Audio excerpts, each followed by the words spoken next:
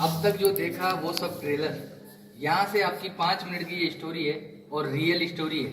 150 साल बाद ठाकुर जी यहाँ से ब्रिज वापस चले जाएंगे। आप अभी जहाँ पे खड़े हो, ये पहले सीहाड़ गांव था। नाथ द्वारा इनके आने से पड़ा। औरंगजेब का जब हमला हुआ, मथुरा वृंदावन गिरिराज जी वहां से ये पलायन करते करते इस गांव में आए।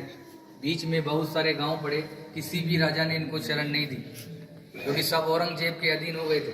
आपने बुक और पुस्तकों में पढ़ा है, मेवाड़ कभी किसी का गुलाम नहीं रहा है।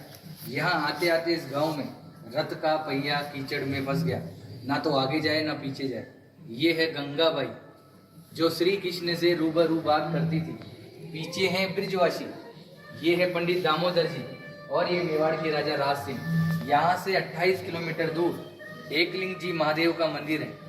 ये महादेव से डायरेक्ट बात करते थे, जैसे गंगाबाई श्री कृष्ण से बात करती थी वैसे ये महादेव से डायरेक्ट बात करते थे। जब इस गांव में रथ का पहिया कीचड़ में फंसा तो गंगाबाई ने श्री कृष्ण से पूछा, प्रभु क्या लीला है आपकी, ना तो रथ आगे जा रहा है ना पीछे जा रहा है। तो श्री कृष्ण जी ने पूछा, गंगाबाई ने पूछा श्री कृष्ण से, प्रभु क्या लीला है आपकी, ना तो रथ आगे जा रहा है ना पीछे जा रहा है। तो श्री कृष्ण जी ने जवाब दिया, मैं किसी के कारणवश यहाँ आया हूँ, यहाँ के राजा को बुलाया जाए और मेरे लिए मंदिर का निर्माण किया जाए। गंगाबाई ने ये बात पंडित दामोदर जी को बताई और पंडित दामोदर जी ने मेवाड़ के राजा राज सिंह को बुलाया और कहा कि हमारे प्रभु पधारे हैं, क्या इनको शरण मिल सकती है। तो राजा राज सिंह ने जवाब दिया, मैं मेरे गुरु आराध्य से पूछता हूँ, अगर वो इजाजत देंगे तो मैं मंदिर का निर्माण करवाऊंगा। ये महादेव के पास गए और बोला, प्रभु आपके मित्र और सखा पधारे हैं, क्या इनको शरण मिल सकती है। तो भोलेनाथ ने एक सुंदर सा जवाब दिया, मेवाड़ की जनता अगर इसके नखरे उठा ले तो ही इसी को रोकना है, अन्यथा जाने देना है, क्योंकि ये अलग अलग श्रृंगार करता है, 8 समय की झांकियां लेता है और अलग अलग भोग लेता है। घूम फिर के ये बात गंगाबाई के पास आई और गंगाबाई ने श्री कृष्ण को बताया, प्रभु आपके लिए तो महादेव ऐसा ऐसा बोल रहे हैं। तो इन्होंने भी एक सुंदर सा जवाब दिया, वो है भोला, नाम से भी भोला है, काम से भी भोला है। उसको तो 2 रुपए की राख लगाकर बैठा दो तो बैठा रहेगा, मगर मेरे नखरे वो जानता है। मैं मेवाड़ की जनता को वचन देता हूँ, मैं यहाँ का जल भी ग्रहण नहीं करूंगा। आज भी जल यमुना नदी से आता है, गौशाला में रखाया जाता है। गौशाला से गागर भर के ग्वालपाल सुबह मंदिर में 4 बजे लेकर जाते हैं। यमुना जल का जो प्रसाद बनता है वही ठाकुर जी ग्रहण करते हैं। आप लोगों का जो प्रसाद होता है वो बाहर दिखाकर बाहर ही बांट दिया जाता है। कहते हैं किसी के कारणवश है, मीराबाई की कजन सिस्टर अजब कंवर बाईसा इनके साथ पासे खेलती थी।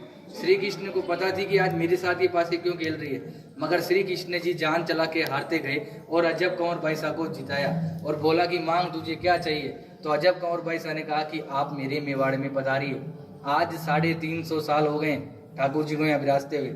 150 साल बाद अपन भी जीवित रहे कि ना रहे, ये वापस जतीपुरा चले जाएंगे। आज भी निज मंदिर में रथ रखा हुआ है, नाथद्वारा के मंदिर में गेट नंबर 2 के पीछे। वो कांच में बिल्कुल पैक है। जब सुबह सुबह पुजारी झाड़ू निकालता है तो आज भी यमुना नदी का मिट्टी लगा हुआ रहता है। रोज मंगला से लेकर शयन तक ठाकुर जी यहाँ विराजते हैं। विराजने के बाद 7 साल का बालक है, माँ की याद आती है, जतीपुरा जाते हैं, माँ से मिलते हैं। माँ से मिलने के बाद निधि वन में रास नीलाए करके मंगला में वापस यहाँ आ जाते हैं। औरंगजेब एक बहाना था, ठाकुर जी को वचन निभाना था। ये जो पूरी लीला रची केवल अजब कंवर बाईसा के कारण। औरंगजेब को ये वहां भी हरा सकते थे, मगर औरंगजेब इनका मंदिर तोड़ने श्रीनाथ जी के मंदिर में आया। उसकी माँ भी उसके साथ आई। जैसे ही औरंगजेब मंदिर के अंदर गया, अंधा हो गया, उसको कुछ नहीं दिखाई दे रहा। बाहर आके बोला, माँ मैं अंधा हो गया, मुझे कुछ नहीं दिखाई दे रहा। तो माँ ने कहा, बेटा ये है छलिया, छल करता है, मगर तूने मेरी बात नहीं मानी। अब तू इसके पैर पकड़ेगा तो ही ये तेरे को माफ करेगा। मगर औरंगजेब घमंडी था, वो वापस मंदिर के अंदर गया, थक हार के उसने ठाकुर जी से माफी मांगी और ठाकुर जी ने उसको माफ किया। माफ करने के बाद ठाकुर जी ने उसकी आंख उसको वापस दी। आंख देने के बाद औरंगजेब बहुत खुश हुआ।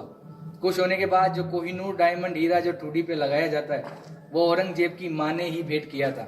आज भी होली के अगले दिन, धुलंडी के दिन बादशाह की सवारी निकाली जाती है। उसमें औरंगजेब का पूरा बाकायदा आदमी बनाया जाता है। उसको पूरे नाथद्वारा में जुलूस द्वारा निकाला जाता है। निकालने के बाद उसको मंदिर में ले जाया जाता है और मंदिर में ले जाने के बाद पनिशमेंट के तौर पे पूरे मंदिर को दाढ़ी से झाड़ू साफ करता है। ये कहानी रियल है और 150 साल तक होती रहेगी। उसके बाद ठाकुर जी ब्रिज चले जाएंगे। आपने हमेशा श्रीनाथ जी के दर्शन धक्का मुक्की डल्ला खाकर किए, मैंने भी किए, आपने भी किए। मगर यहाँ मैं आपको 8 दर्शन कराऊंगा, मंगला से लेकर शयन तक। ठाकुर जी क्या खाते हैं, क्या पहनते हैं, वो सब बताया जाएगा। उससे पहले आपको इस कमरे में जाना है।